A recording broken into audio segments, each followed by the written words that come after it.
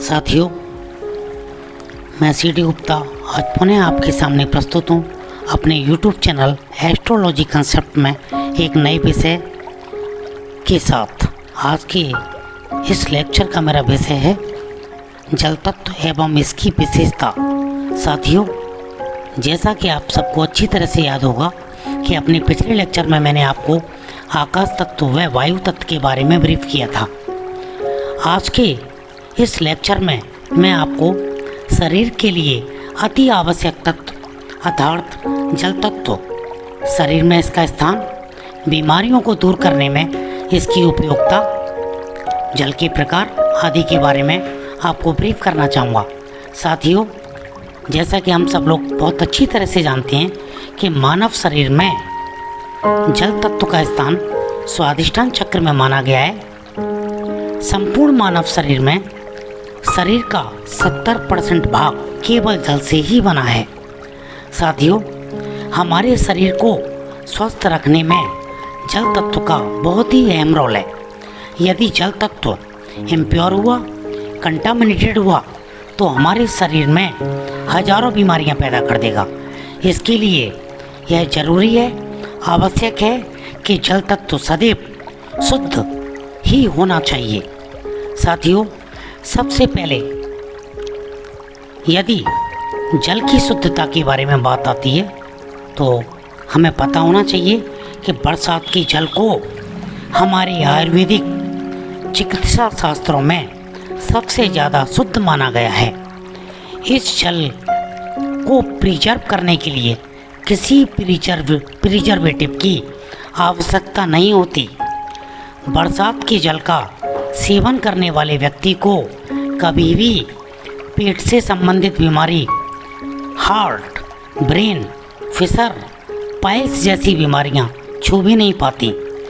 बरसात का जल ह्यूमन बॉडी में डिटॉक्सिकेटिंग मेडिसिन का काम करता है। यह हार्ट को स्ट्रेंथ, ब्रेन को स्टिमुलेट व छोटी व बड़ी बातों को इंटरनली क्लीन करते हुए हमारे शरीर के डाइजेस्टिव सिस्टम को इतना ज़्यादा पावरफुल व ताकतवर बना देता है कि इस पानी के सेवन मात्र से ही कितना भी गरिष्ठ से गरिष्ठ भोजन क्यों ना हो वह 1 घंटे में ही पच जाता है, डाइजेस्ट हो जाता है। साथियों,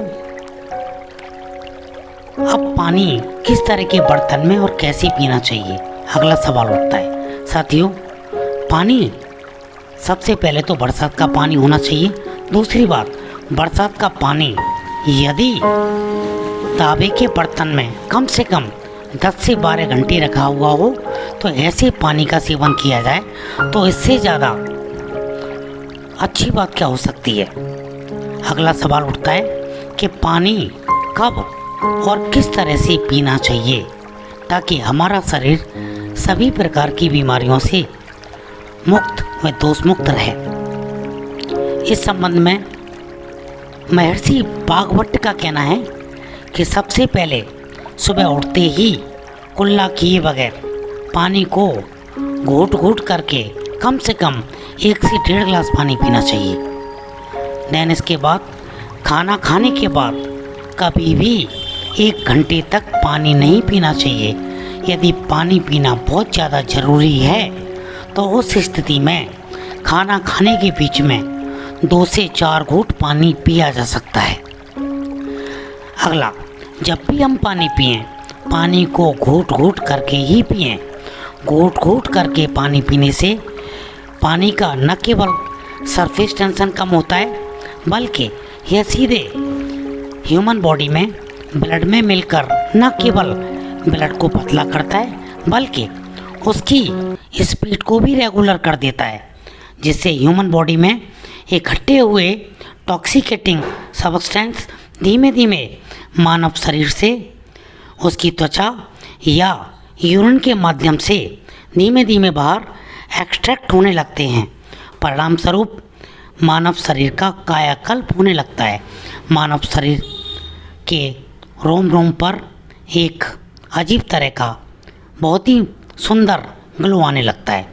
साथियों, जल तत्व के बारे में जितनी ज़्यादा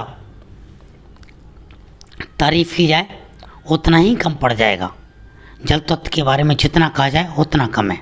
साथियों, इसी के साथ मैं आज के अपने इस लेक्चर को समापित करना चाहूँगा।